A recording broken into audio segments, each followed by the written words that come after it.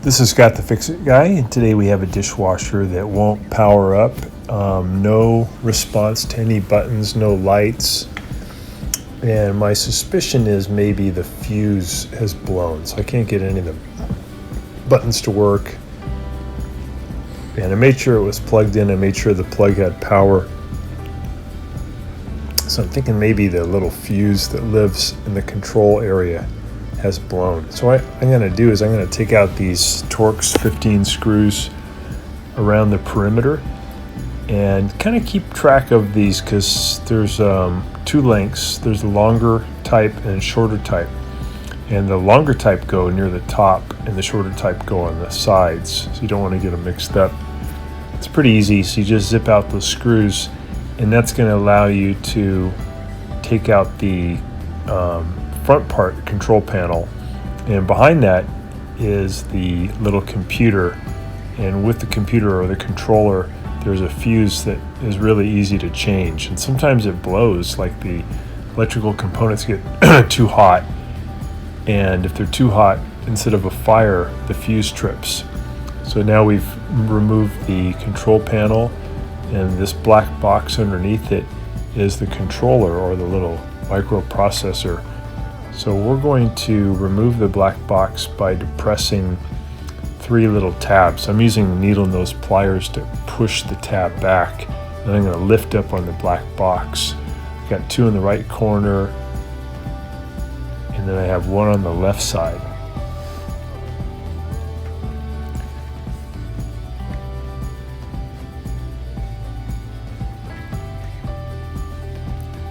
Sometimes if you have a no power situation too, it can be a problem with the door lock. But this fuse blowing is pretty common, so I'm going to use my multi-tester to test for continuity. I'm going to put the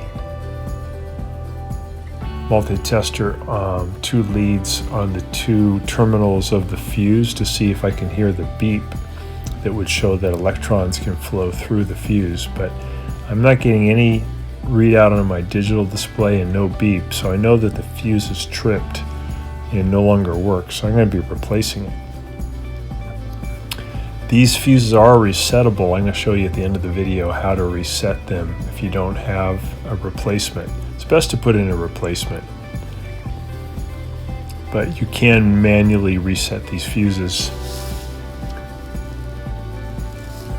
So I'm just going to pull the terminals off of the old one. I'll test it one more time.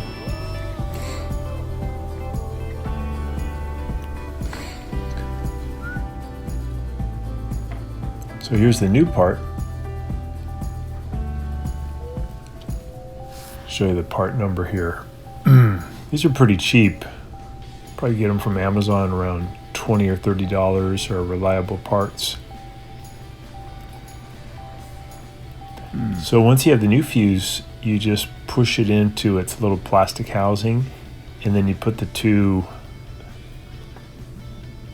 electrical connectors back on. And now when you power it up, it'll have power again, because the power can flow through to the controller.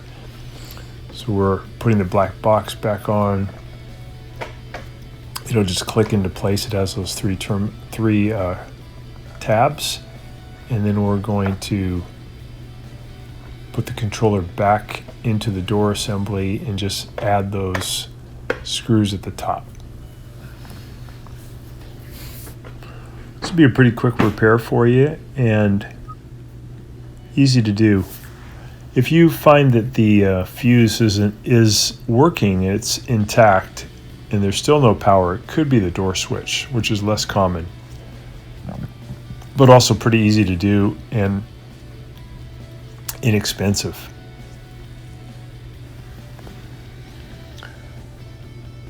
So we're just putting all those screws back in. So if you don't have a replacement fuse, basically banging the old fuse down hard against a hard surface like concrete or brick will often reset it.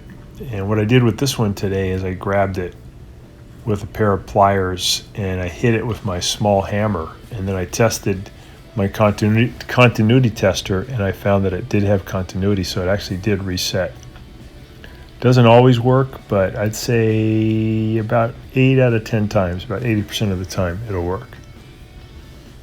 So we got it all together. We close the door, press the cycle, start, and it is working. Back to normal.